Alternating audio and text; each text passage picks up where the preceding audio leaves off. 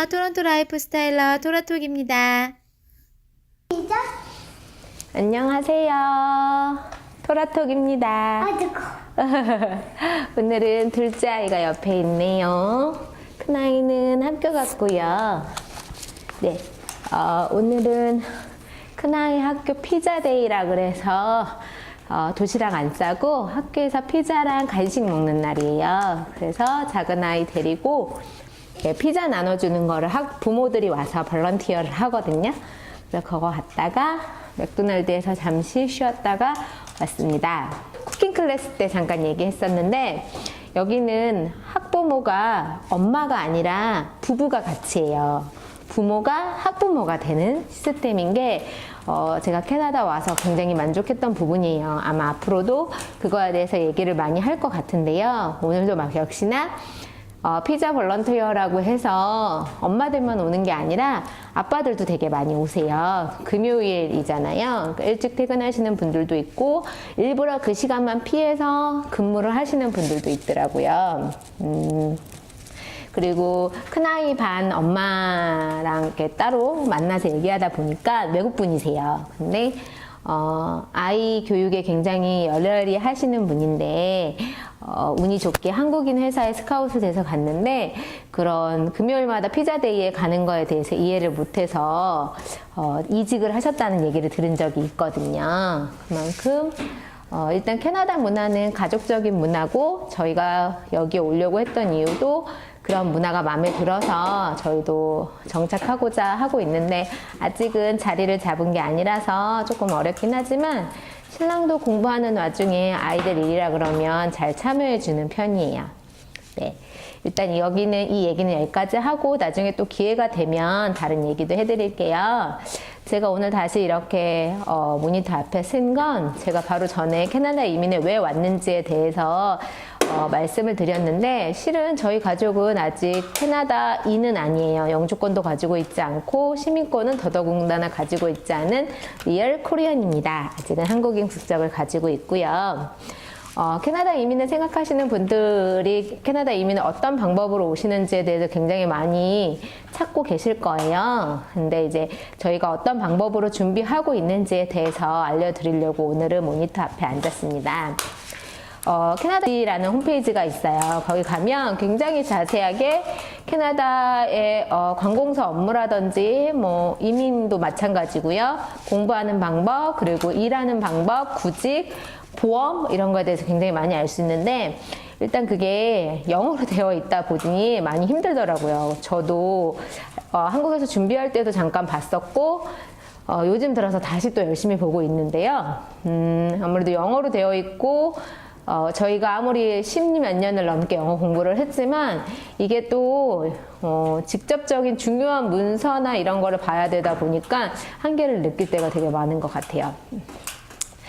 캐나다에 이민 오실 수 있는 방법은 되게 많아요. 종류도 되게 많고 각 주마다 방법도 다 틀리고 근데 제일 많은 게 많이 생각하시는 게 자영 이민. 그러니까 내가 내 비즈니스, 내 사업을 해서 오실 수 있는 방법이 있고요. 그리고 기술 이민. 한국에서 내가 특별한 기술을 가지고 있어서 캐나다에 있는 고용주가 나를 고용을 해서 올 수 있는 방법도 있어요.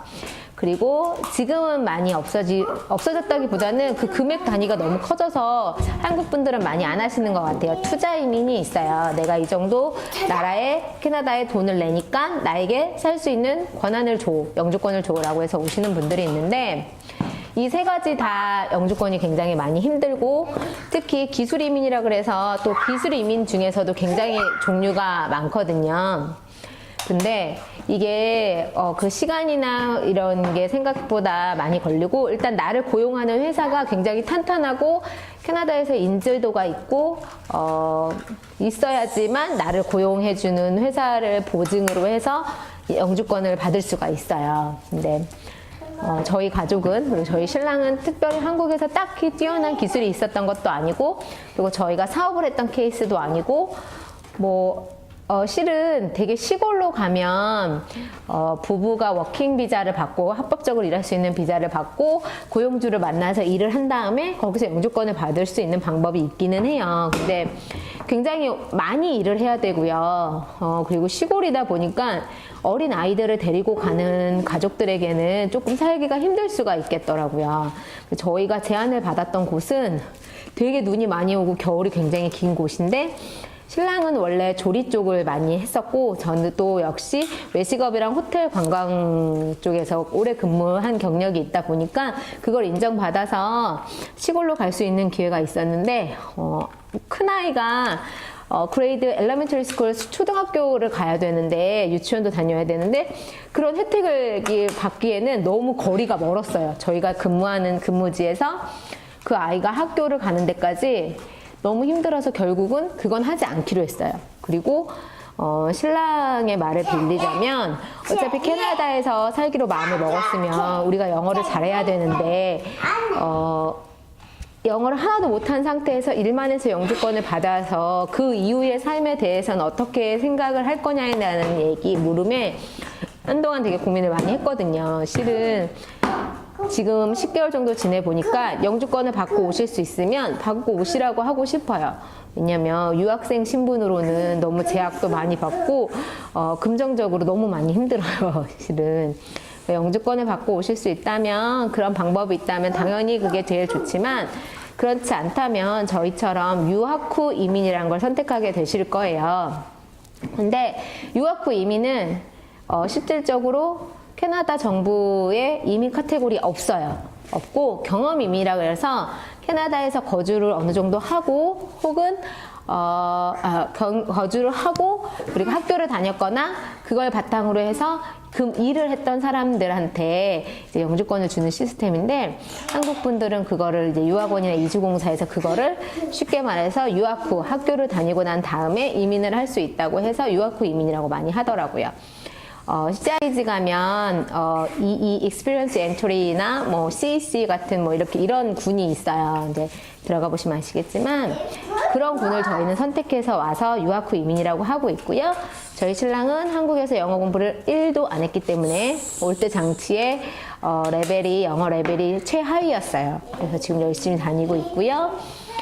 그래서 한국에서 또 어쨌건 조건부 입학이라서 내가 이 정도 ESL을 받으면 니네 학교에 갈 수 있는 입학 허가를 해줘라는 거를 이미 받고 왔고 ESL을 통해서 아직 그 레벨이 되지 않았기 때문에 1년을 다닐 거야 라고 해서 기한을 연기를 해서 이번 이제 2019년 9월에 갈 수 있는 입학 허가를 오늘 받았어요. 이제 등록금을 어느 정도 미리 내고 이제 뭐 테스트를 보고 해야겠죠. 아무튼 그거를 유학 후 이민이라고 합니다. 저희가 유학 후 이민을 선택한 건 앞에서 잠깐 언급했지만 영주권을 받은 이후에도 영어도 잘하고 캐나다 사회에 제대로 적응하고 싶은 마음이 컸어요. 그래 신랑도 한국에서는 공부를 하지 않았지만 영어를 배우면서 제대로 캐나다 문화도 익히고 그 와중에 자기가 하고 싶은 일을 찾아서 대학 공부를 한 다음에 영주권을 받고 싶어 해서 유학 후 이민이라는 걸 선택을 했고요. 이 유학 후 이민도 그 점수가 있어요. 영주권 점수. 거기에 플러스 알파가 되는 점수 몇 점을 받기 위해서 하는 건데 기간이 오래 걸리고요. 단점은 돈이 되게 많이 들어요. 그리고 그거를 준비하는 동안 이민법이 또 바뀔 수 있어요. 그래서 영주권 점수 커트라인이 계속 변하고 있어서 실은 좀 먼 일이라고 생각해서 나중에 알아보면 되겠다 싶었는데 좀 한 5년 정도 전에 영주권을 받았던 분의 얘기를 들으니까 5년? 그 전인 것 같아요. 그 전에는 캐나다에서 아이가 있는 분한테 점수를 1점씩 더 줬었대요. 토론토 기준으로. 근데 지금은 아이가 있으면 별로 안 좋거든요. 나이가 많아도 점수가 깎이고 기혼자도 미혼에 비해서 점수가 깎이고 영어 점수가 되게 중요하고 그리고 캐나다에서 경험이 중요하고 그래서 저희는 그런 유학 후 이민을 했을 때 영주권 점수에 있어서 굉장히 불리한 점이 너무 많더라고요. 그리고 최근에 한 유튜브를 보다가 2달 만에 영주권을 받은 분의 이야기를 보게 됐어요. 근데 그분도 역시나 유학 후 이민을 선택하셨더라고요.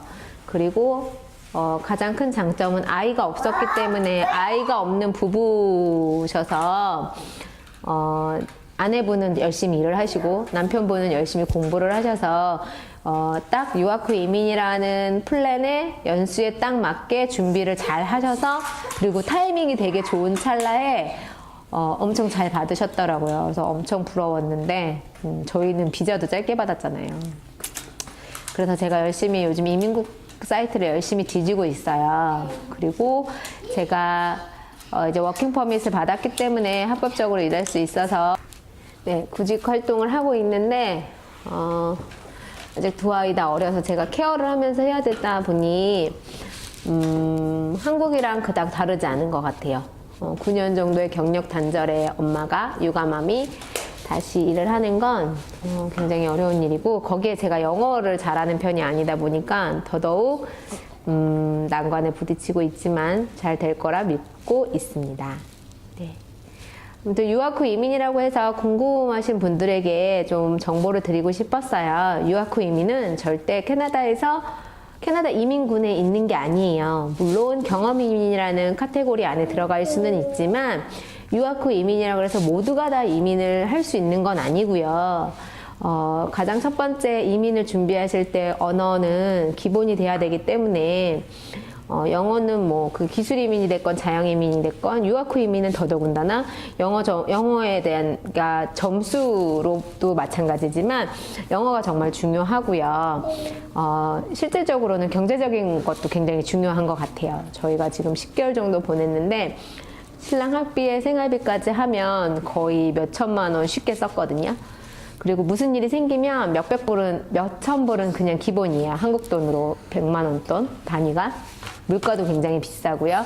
아무리 시골로 간다고 해도 물론 뭐 제가 지금 지내는 곳보다는 물가가 쌀 수는 있겠지만 그래도 남의 나라에서 어떠한 상황이 일어날지 모르잖아요.